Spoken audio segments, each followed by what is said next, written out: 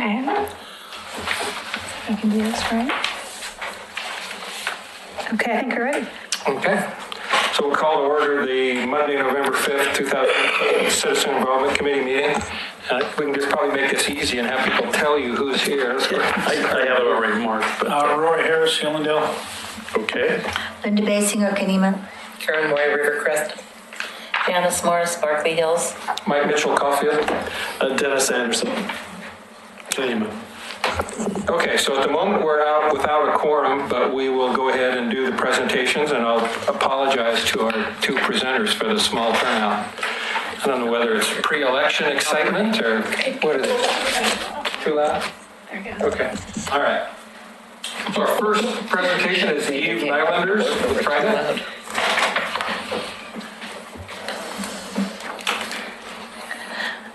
Hi, good evening. Thank you very much for having me.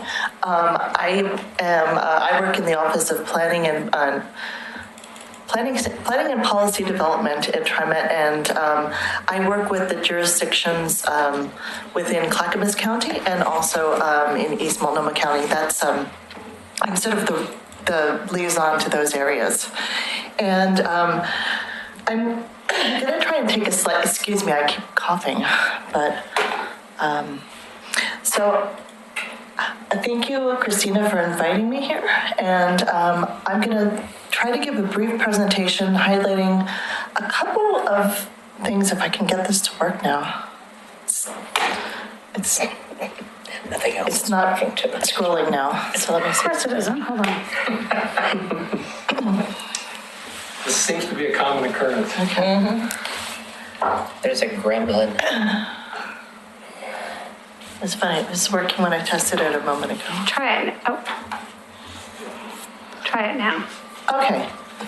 So I'm going to take a slightly different approach, and I'm going to talk a little bit about transit concepts first, and then I'm going to get into, before we talk about TriMet service in Clackamas County and in Oregon City, I want to set the scene that way. And then I want to talk a little bit about HB 2017, which is the new legislation that has changed the landscape for public transportation funding. Then I'll talk about some initiatives across TriMet, and then specifically talk about transit in Oregon City and what's on the horizon. So I'd like to just ask your patience with me. I'm trying to take a slightly different approach by talking about transit concepts in general. I just thought it would be a useful place for us to start to talk about how a transit network starts and how maybe when you work for a transit agency, how we talk about transit and how we think about transit. So some of this is quite shamelessly stolen from Jared Walker and Associates, his consulting firm, which advises they're based in Portland, but they advise transit agencies worldwide, because I like how they set things out. So the concepts I want to start with are access and frequency. So access is simply, where can I get to in a reasonable amount of time? And access is what arises from a connected network. And so the network is what makes transit valuable to people. And frequency, a network with frequent buses is what makes, or frequent vehicles is what makes transit most useful to people. And people will ride when there's greater frequency. Frequency is a backstop to reliability. So if a vehicle breaks down or is late, then it means another vehicle will be along sooner as well. It reduces waiting, and it makes connections much more feasible. And so once you invest in higher frequency as a transit agency, that allows people to take advantage of the whole network. And so this moves along beyond thinking about the line that goes in front of my house as being my line, or the line that goes near my workplace as mine. In a network, what's yours is mine, and what's mine is yours. It's about the power of the network. So I put together a couple of examples using Oregon City to show what a transit network, how the power of the network really works. And so this is visualization of how far a person can travel if they're using just the line 33. And this is based, they're somewhere down in downtown Oregon City, in the lower town. And this is how far they could travel. The first part in white is within 15 minutes. And then it's 30 minutes, 45 minutes, and 60 minutes. So this little lady on the map, she can reach within an hour about 57,000 jobs. So that's where she can get to at 7 a.m. on a weekday. And if you would add in the entire network, though, it might not look that much different. But here you can see that when other lines are available to her, she can make it to downtown Portland within an hour. She can make it to a lot of Southeast Portland, Milwaukee much more easily. And so within that same amount of time, about 150,000 jobs are within her reach. And the one thing I was hesitant to use this example here because Oregon City is at the edge of our transit service district. So it, say, doesn't have the same profound effect as, say, someone centered elsewhere, where these connections are really a lot more visible. But even so, I thought it was a useful, sort of a useful illustration. I did something similar, putting her elsewhere on the line 33, so you can see how that changes it as well. Somebody who's in the Portland-Milwaukee border area, she can go from reaching about 57,000 jobs within an hour to reaching about 250,000 jobs. So that's just a little bit of an indication of how that network matters. And when you have more frequent buses, it allows people to access a much larger range of destinations. So moving on, the other set of concepts I wanted to introduce are ridership and coverage. And these are basically competing goals, and this is one of the reasons why people fight about, they have disagreements about transit service. So it's important to understand why you're disagreeing. So ridership is, when you think about ridership, that's the business approach. This is when you're looking at efficient, frequent service. That's what you want to provide. You provide it in fewer locations, but you serve a larger number of people. When you're talking about coverage, here you're talking about some for everyone. So everyone gets some access, but the frequency of the service that they get is not as much. So it's more like Lifeline service, Lifeline access. So the important thing to keep in mind is that they are both legitimate goals. And most transit agencies represent a mix of these two, so they're not purely one or the other. But it's simply important to recognize that what goal you're trying to achieve, and also to recognize that these goals are in conflict with one another. So if you are trying to keep, say, within a certain budget, you can't increase both frequency and coverage. There is an inherent trade-off between the two. So it's just something to keep in mind, because it helps our conversations with each other when we talk about transit and what our goals are for it. So that's just a little bit of a backdrop. Now I'm going to move into TriMet's service enhancement plans. So I think at least the people who were here first might have gotten a copy of the Southeast Service Enhancement Plan. I think maybe everybody did. So that's just for your reference. So a couple of years ago, from around 2011 to 2016, TriMet worked with communities across our service district, which extends from basically Forest Grove to Troutdale, and then from the river, from the Columbia down to Oregon City. And so we worked with riders, we worked with neighborhood associations, employers, large institutions, social service providers, and the jurisdictions, of course, to find out what people's priorities were for service in the future. And so this became our blueprint for the next 20 years. While it's not an adopted plan, what it is it's a guiding vision for, say, 20 years of improvements in bus service. And so this has been what we've been using to guide the process of the service changes we've made in the past few years. And so that's a map that you'll also find in more detail in the service enhancement plan for Southeast. And this was what we put together after a lot of extensive outreach. And so that's the framework under which we were working for the past, say, 5 years or so. And what's changed things right now is House Bill 2017, which is Keep Oregon Moving Act. So this is the bill that was passed in 2017, which created a new dedicated source of funding for public transportation across the state. And this went into effect in 2018 when there was a new payroll tax that was put into place. And so this is something that's statewide. And in TriMet's case, we anticipate that this will generate about $49 million annually. And so when this was being developed, we put together an external committee that would help us make decisions on how these new funds should be spent. And so the members of this advisory committee come from the organizations that are on that slide that you can see, representing the jurisdictions, representing riders, and representing other members of the community as well.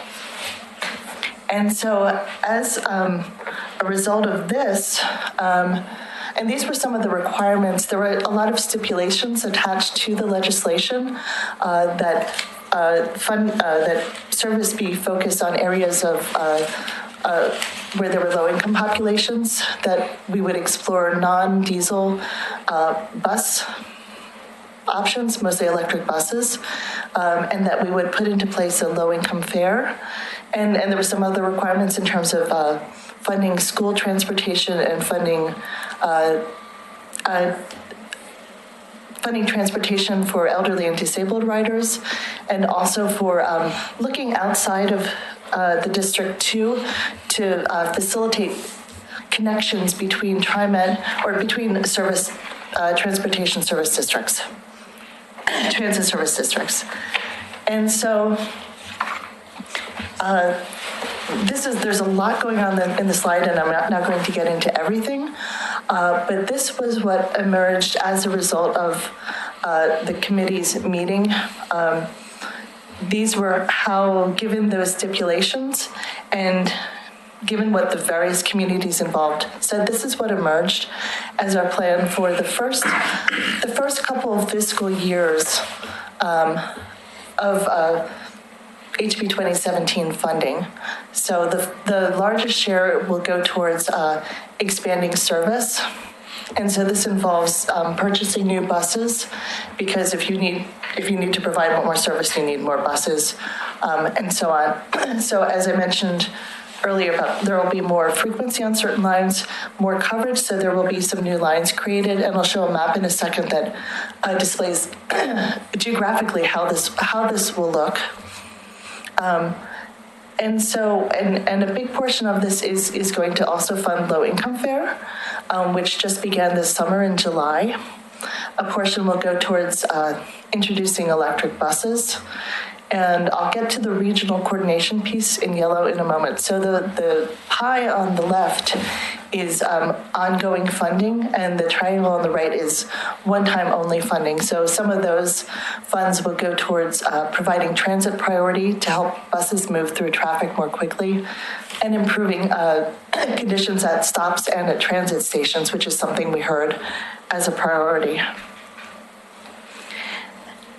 And so this is the plan that emerged for funding for the next, say, 4.5-5 fiscal years. As you can see in blue, those are new lines. Those in red are service upgrades.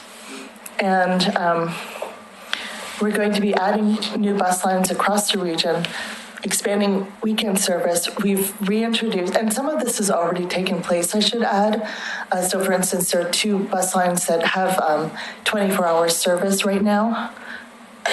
And we're also looking at increasing frequency and having earlier or later service for a number of bus lines. And so some of these changes this is our best proposal. Some of these that have not yet taken place still might change in the future. So depending on how the funds come in and whether there are any changes in terms of what are the top needs. So I mentioned before the piece about regional coordination. What this is a source of funding for shuttles. So there are places in the service district that are not best served by a fixed route bus network. It's not cost effective for TriMet to provide bus service there, but we know that there are strong needs in these communities, say for community shuttles or for employment shuttles. So $3 million has been set aside for these shuttles, and some I know in some in the list of approved shuttle or those that have been that applied and were accepted for funding. One is for a route in Oregon City. To be determined, and I'm not sure if that was the Oregon City that applied for it or if that was Clackamas County. In conjunction with Clackamas County. Okay, yeah. And so, and also between Clackamas Town Center and Clackamas Community College.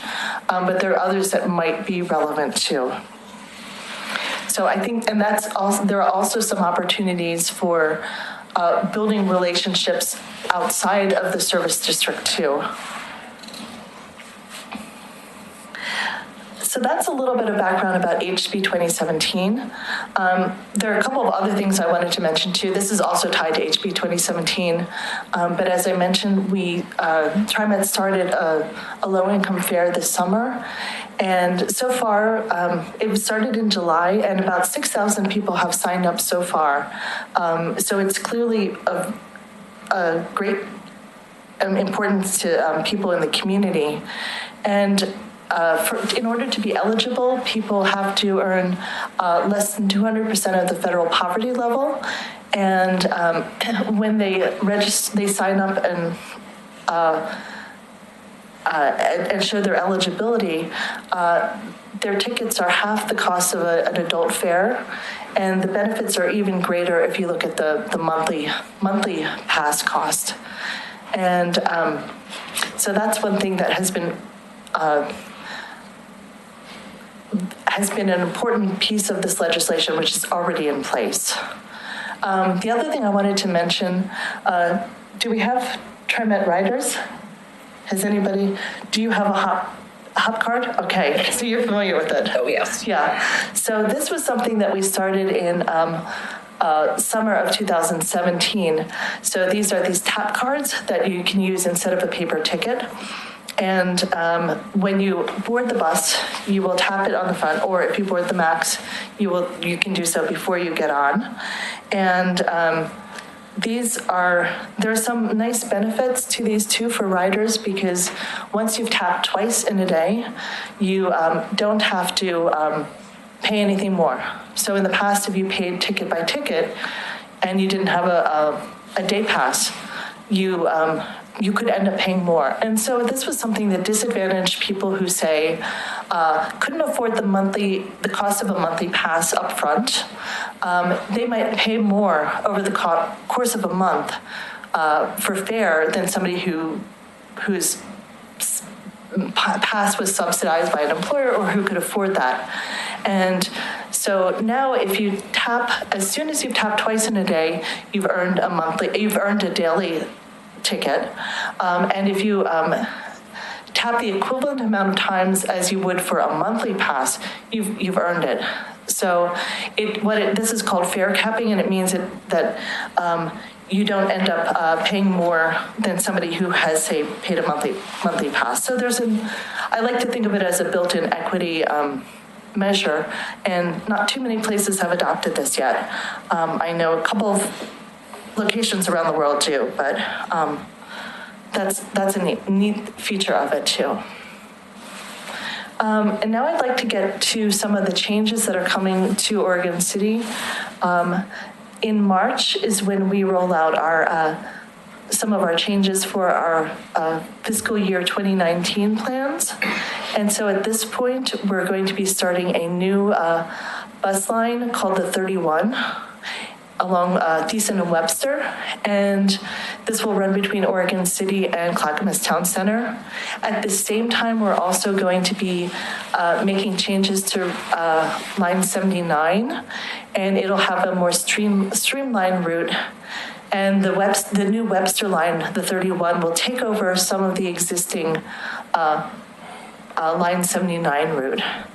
And we know that a lot of people actually do ride between both locations. So the way we're writing our schedule is so that the buses will be staggered about 15 minutes. So that right now I think it's a bus that runs every 30 minutes.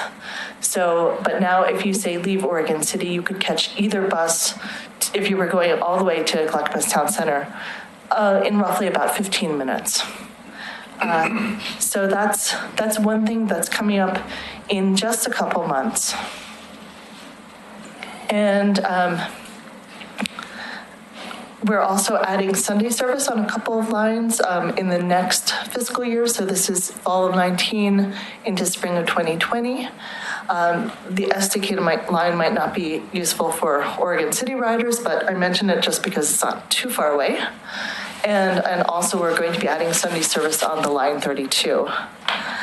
And some of the other changes that are coming down the pike a little bit further based on the new HB 2017 plan is to extend line 32 to Oregon City High School, add midday service on line 99.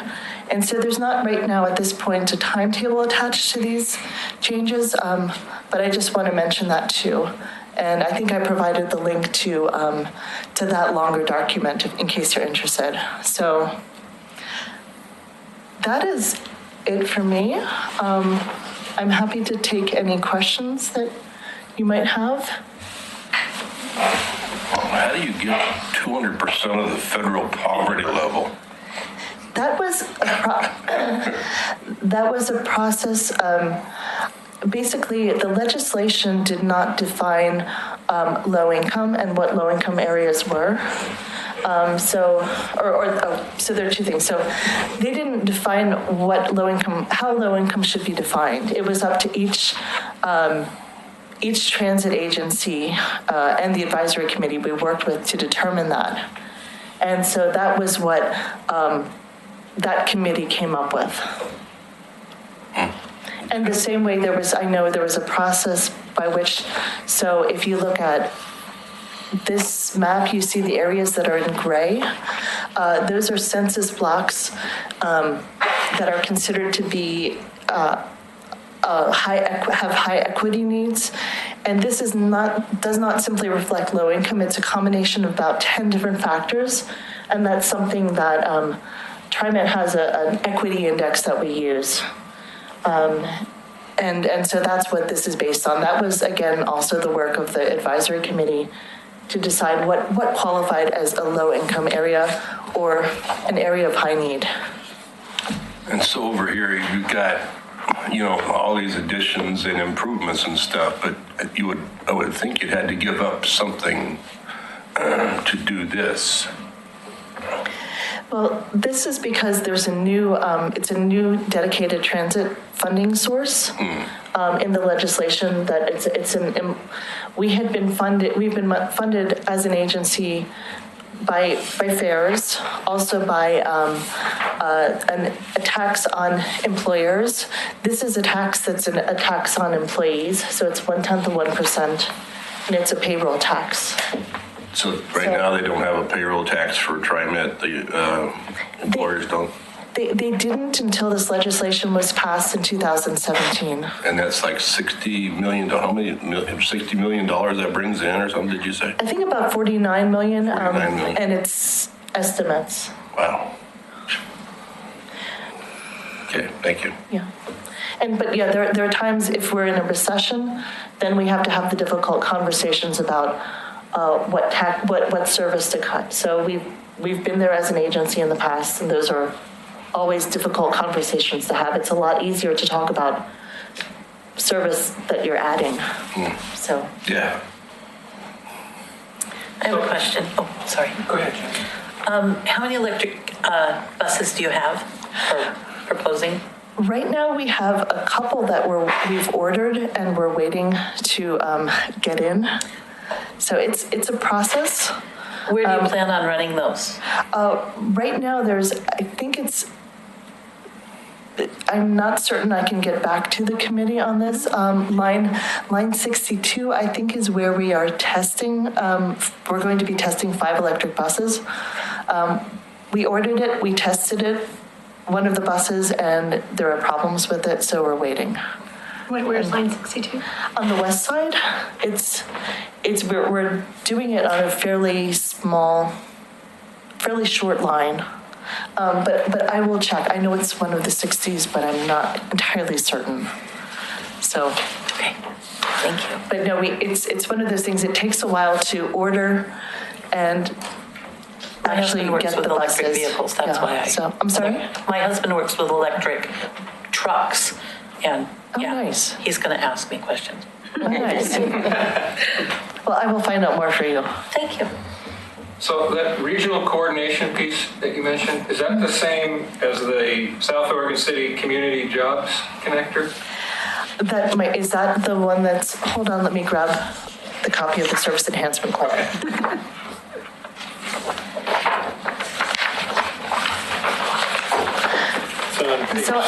So I know in, when the SEPs, the service enhancement plans were developed, those were where we had heard there was a need for shuttles. But I'm not sure how it's evolved since from this point to there was an application process that was part of HB 2017. So there was a subcommittee that was formed to focus on regional coordination.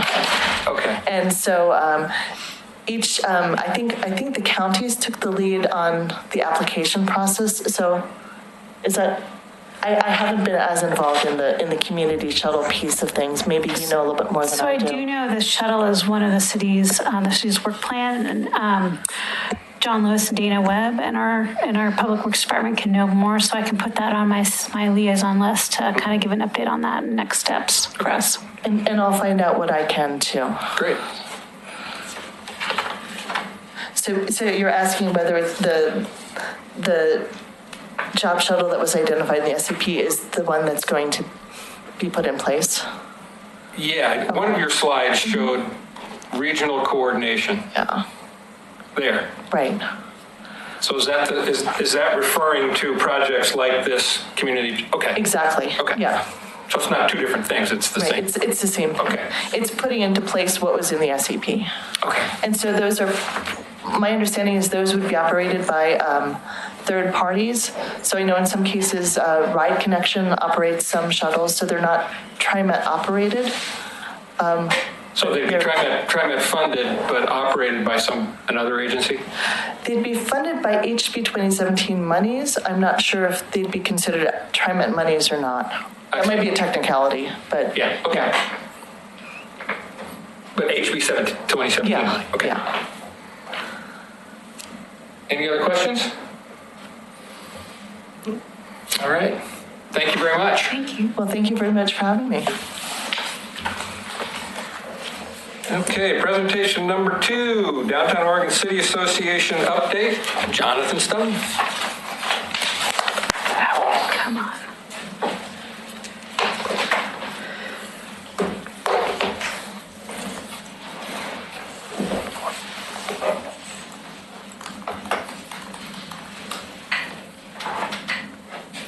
Good evening. The speakers out there are kind of like hot, like they're cutting out. It's kind of weird. Crackling. So my name is Jonathan Stone. I'm the executive director of the Downtown Oregon City Association. And Christina invited me to come probably several months ago, and I said I can't. And so but then she finally pinned me down for today. So thank you for taking the time to listen to me. Part of the reason I said I couldn't come and talk to you guys a few months ago is because I didn't know what I would say.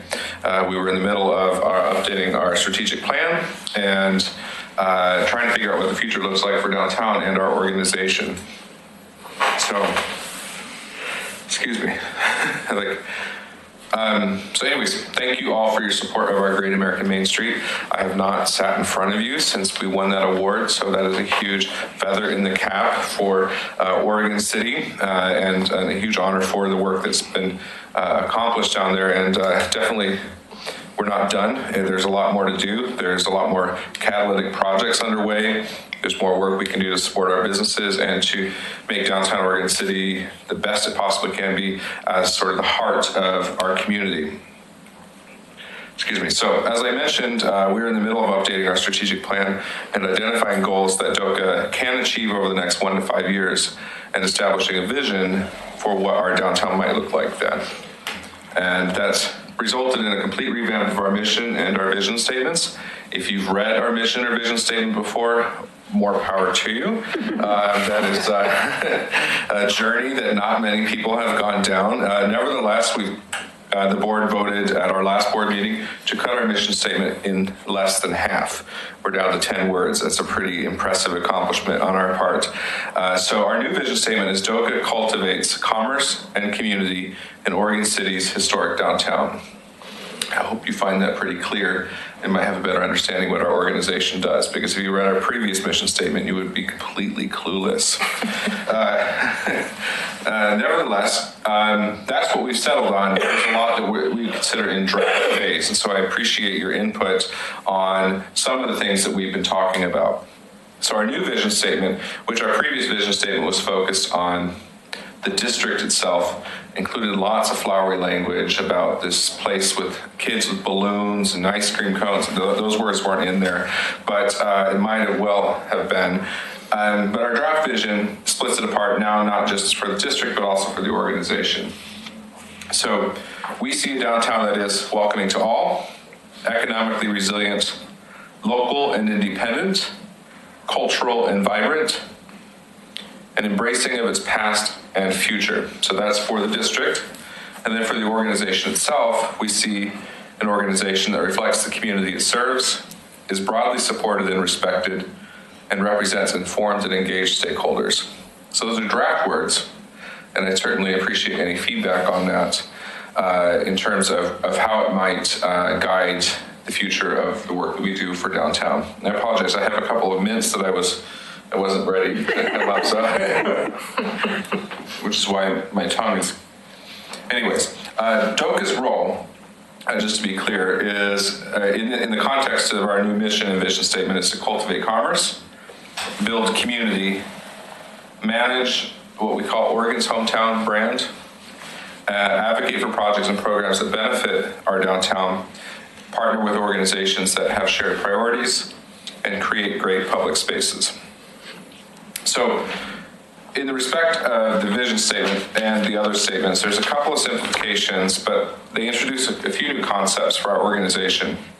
One is on the emphasis of community and commerce.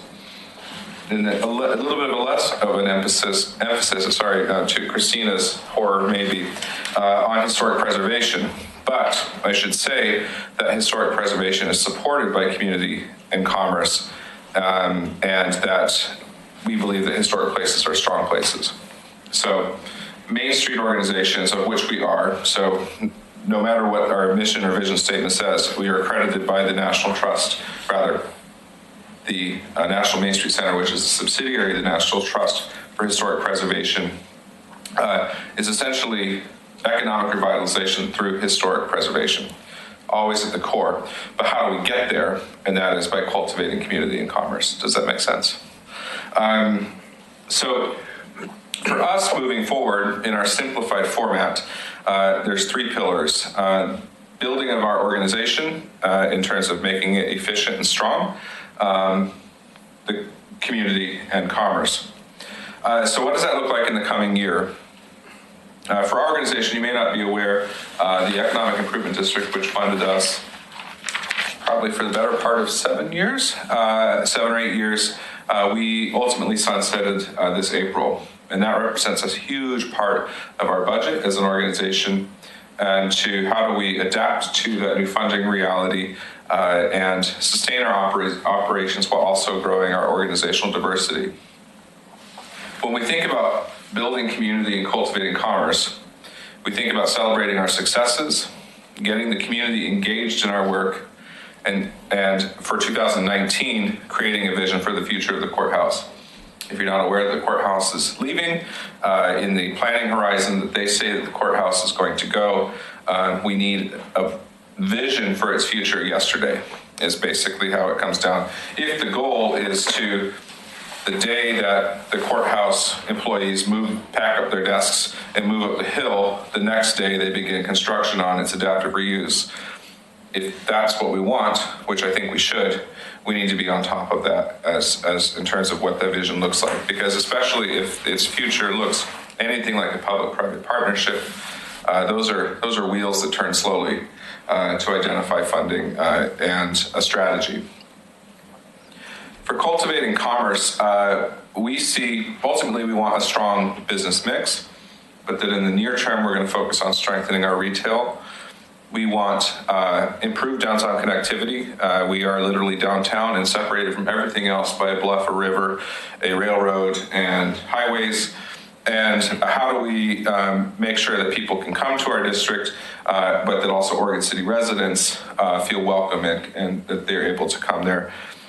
We want at least one housing project confirmed, and to work more closely with building our business community and business networks.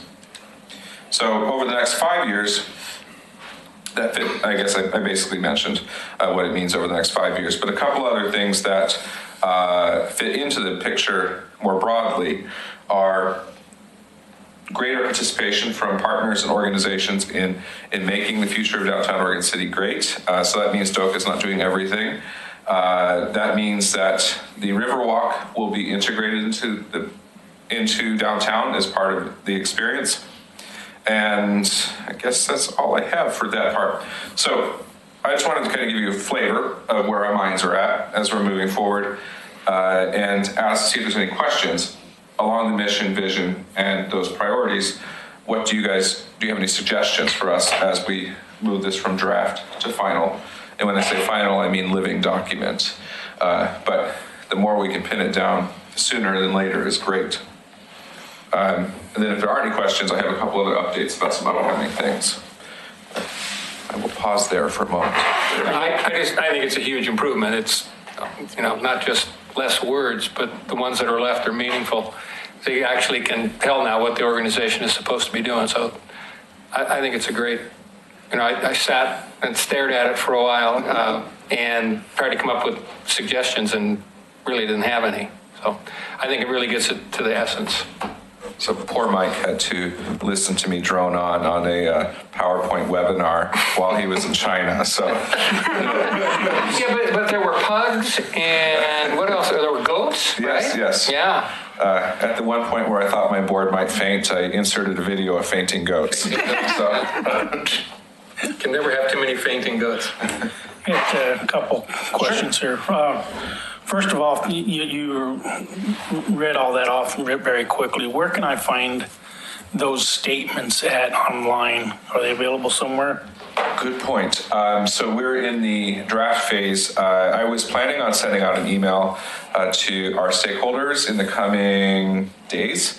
And this came sooner than I could get to doing that.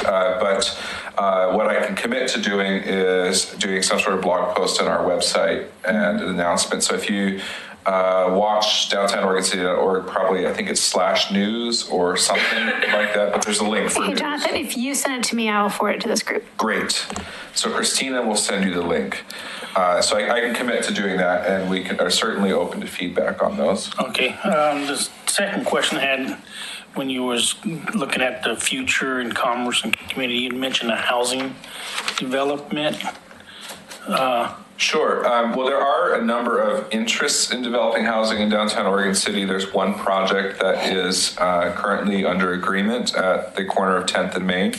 And so when DOCA looks at its 2019 priorities, we want to do everything we can to help the developer and the city and any parties that are involved to make sure that that project and or another project are confirmed in 2019.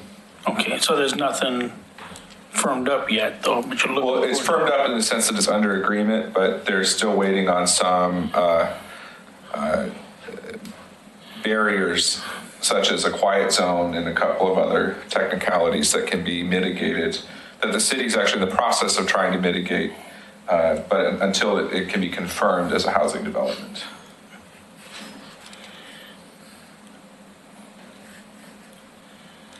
That's all, thanks. When you say quiet zone, are you talking about the train? Mm-hmm. Would that just be in that area, or would that be all of Oregon City that the train runs through? Because I'm pretty sure it's for the three major intersections, or that there's the few crossings essentially from 10th Street to the train station. I don't think the quiet zone addresses other lengths of the track, but those are where the train normally blows its horn in Oregon City. I I live in Geneva, and I can tell you it blows its horn there. Even though we have no crosswalks or anything that crosses the tracks, there's they do. I'm happy to provide an update of the length of the quiet zone. That would be excellent, yeah.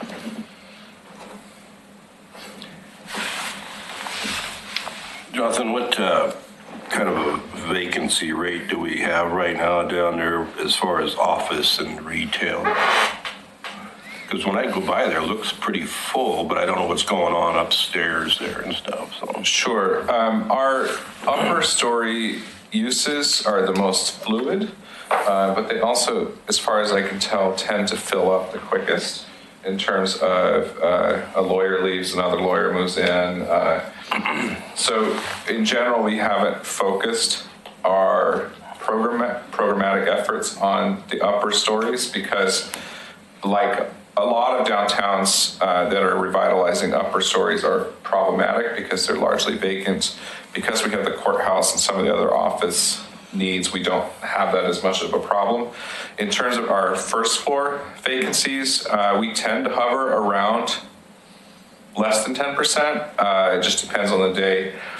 Some of the spaces that are left over tend to be kind of in a gray area as to whether it's vacant or not, or whether it's actually leasable or not, in terms of what a retailer might want. And so when we say we're looking at focusing on retail in 2019, the intent is to focus on right-sized retail-ready spaces so that we can invite more active storefront uses into the district. Okay. Does that answer your question? Yes. I have a curious question, and maybe you've addressed it in the your board. How do you advance or create parking availability downtown? If you increase the retail, if you increase the population down there, there's a dire need for people to find a place to park, and I wonder what kind of what kind of discussions has been put in place on terms of like advancing that? Sure.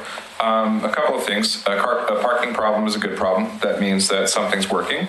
And when I started here 5 years ago, we didn't really have a parking problem in the evening, and now we do. So that means that people are coming to downtown Oregon City a lot more frequently than they used to. In fact, if Christina can correct me if I'm wrong, the parking study that was done in 2009 identified peak parking times, I think if I recall, it's like 2 p.m. or something during the weekday, which you could probably attribute to court traffic. Then now, actually, some of our peak times aren't in the workday in downtown. And so something's worked, and people are coming to downtown Oregon City way more frequently to patronize businesses that weren't there back then. That being said, we have to be continually responsive to the changing needs of the districts. And one of the ways of doing that is through enforcement, which the city's done really well. In 2009, if I recall, there wasn't a lot of the strength of enforcement in downtown wasn't that great, and we managed to essentially accommodate more vehicle trips in the district while also having similar utilization rates of the parking, so that it comes through effective management. At some point, management can only go so far, and then you have to look at capacity increases. One of the things that I believe is currently going through the Planning Commission, maybe has made it to the City Commission, is the code updates, the zoning code updates that are in process, which will, at least when I last saw them, will allow us to have nights and weekends parking on private lots in downtown. And there's some details there that have to be worked out. But so as kind of a management and kind of a capacity thing, that if we can work with private lot owners to sign those lots uniformly so that people know that they're able to park there without having at risk of being towed in sort of partnership with the city or our organization, that opens up many more parking spaces for our peak times than may not have otherwise been available. That's one solution, and then Christina's got a whole bunch more. Wait till my liaison update. Thank you. Okay, I do have a few updates that I would like to share that are less strategic and looking to the future. I meant to grab one on my walk up here, but we're selling miniature elevators. If you haven't seen them, They're very cool. they're going like hotcakes. And so limited quantity, they're available on our website, downtownoregoncity.org/swag. Apparently people love the elevator. I mean, that's no surprise, right? There's Wine Walk coming up on Thursday. If you're wanting to get a ticket, I'm sorry, they're sold out. So all 500 tickets that we had available have sold. We do need volunteers. So if you know anybody that wanted to participate in the Wine Walk but didn't get a chance to get a ticket, if you volunteer, we'll give you a free elevator ornament. And then on Small Business Saturday, we will be launching what's called the Downtown Oregon City Gift Card Program, which essentially are plastic cards that work just like credit cards, but only at participating downtown businesses. And those can be purchased through our website at the end of the Oregon Trail Interpretive Center and in our office. So those sales will begin either the 20th or the 24th, but definitely Small Business Saturday, which is the 24th. So if you know anybody that's looking to give the gift of downtown Oregon City, that's a unique way to do that. So those are my few updates in terms of upcoming events. Other than the Wine Walk, of course, the tree lighting on December 1st, just the same way we do it every year with Santa coming down in a fire truck and lighting the tree and the mayor and singing and all kinds of stuff. Any other questions for Jonathan? Not a question, just a comment. The car show was awesome that they had downtown this year, and a huge thanks to the Oregon City High School Band Boosters for the effort that they put into that. We were worried when the car club that we had partnered with before was unable to do it anymore, that we weren't going to be able to make that event happen, and the Band Boosters really showed up to make that possible. Cool. Anything else? All right. Thank you, Jonathan. Thank you. Thanks. And if you guys have any comments at all, we'll post some of that vision, mission stuff on our website. We appreciate the comments. I'm sure my board does as they work on finalizing that for what we're working on moving forward. Great. Thank you. Thanks. I'm going to assume there are no public comments since there's no one else here. So we'll move on to staff liaison update on questions from our last meeting. Great. In your packet, you have the answers. Generally, they were, I attached both previous presentations, and like always, I'll attach the TriMet presentation to next month, and I'll send it out. For tonight, what I heard for questions for me to get back to is more information on the quiet zone and the length, including, does it include Kenema? When Jonathan sends me information about the revised mission and goals, I'll forward that onto the group. So don't worry about it, just send it to me, you're good. All right. See you guys. Thank you. As well as more information about that shuttle bus as part of the HB 2017. And in kind of response to Dennis's comment about parking, As you recall, last year, the city adopted a transportation demand management plan, which is a fancy word of saying, how do we make sure we utilize all the assets we have before we build new assets? And there's kind of a big work plan for the next 15 years for all stakeholders, both DOCA and the city and the neighborhood and others, on how to do that. And there's going to be an implementation committee created, kind of a working group to kind of all the stakeholders to go look at the work plan and start taking down the work plan items that need to happen. And that will start sometime in the new year. I don't know who's on the committee yet, but that group will be able to provide updates to the CIC about, I think what Jonathan said, one nice thing about some of the things we already are doing, we're already working ahead of time to take down some of the work plan items, which is like private property owners downtown, they may lease out their space during the day. And now when you drive downtown to go to a restaurant, that space is already leased out, but the person who uses it doesn't use it at night. So how do you work with property owners to be able to kind of change their leases or be able to charge or not charge for parking in the evening? So once again, we can utilize all those assets we're using. Another example is we're learning that our peak time of parking is later in the day.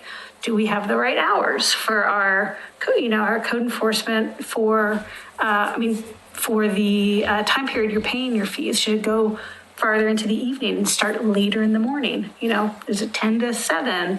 Those are some of those questions that we can keep looking on to make sure that, as Rick Williams, the consultant, always says, everybody wants to park one block from the courthouse, but you don't have enough spaces. So how do you keep encouraging people to park farther away? So people that parked one block from the courthouse, how do we get them to park 3 blocks from the courthouse? The people who went 3 blocks from the courthouse, how do we get them to go 5 blocks from the courthouse? And then we can keep spreading out, because we don't necessarily have a parking problem in all of downtown, is what our newest update said.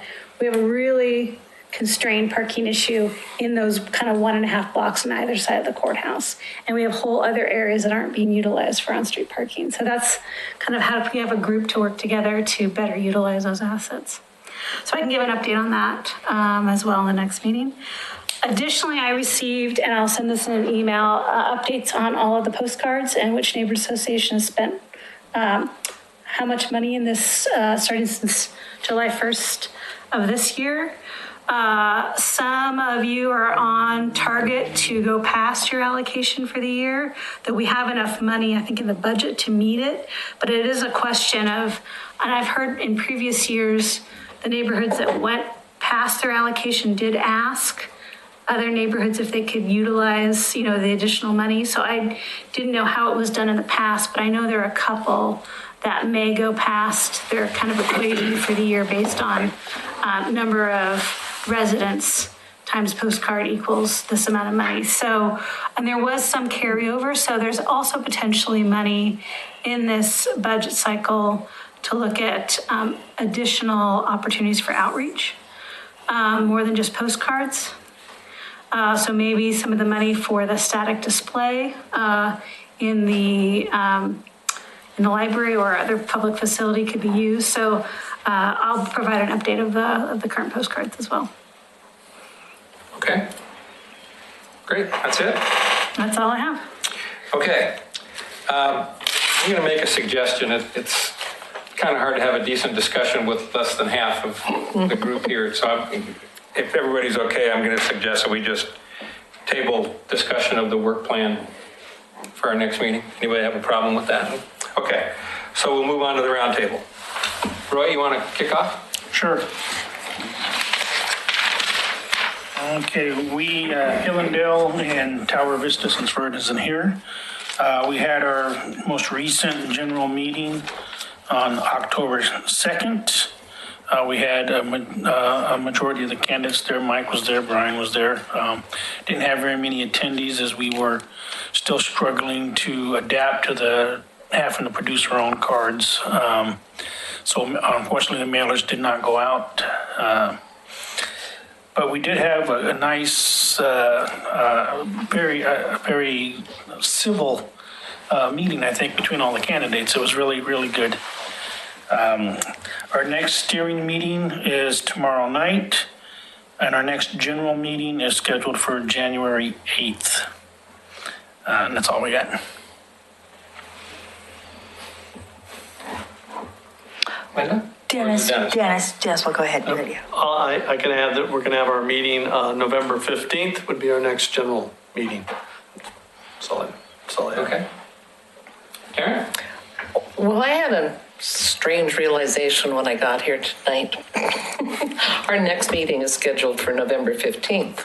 However, our secretary's been out of town a great deal. We didn't have a steering committee meeting. So I'm assuming our next meeting is November 15th. We'll see what happens. At this point, I'm not aware of anyone who was asking to appear. So You can always join Kenema. yeah, we may go see Kenema since they came to see us. Anything else? Yep. Jen? We had a steering committee meeting last month, and we're going to have elections for all of the positions on next Tuesday. Okay. Caulfield, our last meeting also was candidates and the school district bond presentation. Our next meeting is November 27th, and there may be an agenda, but I just got back in town and I don't know what it is. Christina? As Jonathan was mentioning about our code updates, they were, the equitable housing code updates were initially adopted by the Planning Commission, but they have asked staff to come back at the end of November to adopt their findings, so it won't go to City Commission till after November. But if you want to learn more about the draft code, it's available online. If you go to the Planning Department under City code updates on the top right side, and you can read all the red line PDFs you've ever wanted because we have them all up there. And I'm happy to answer any questions if anybody has them. Yeah, you can be real fast on that. Commissioner Shaw, anything to add? A ring to it, doesn't it, Mike?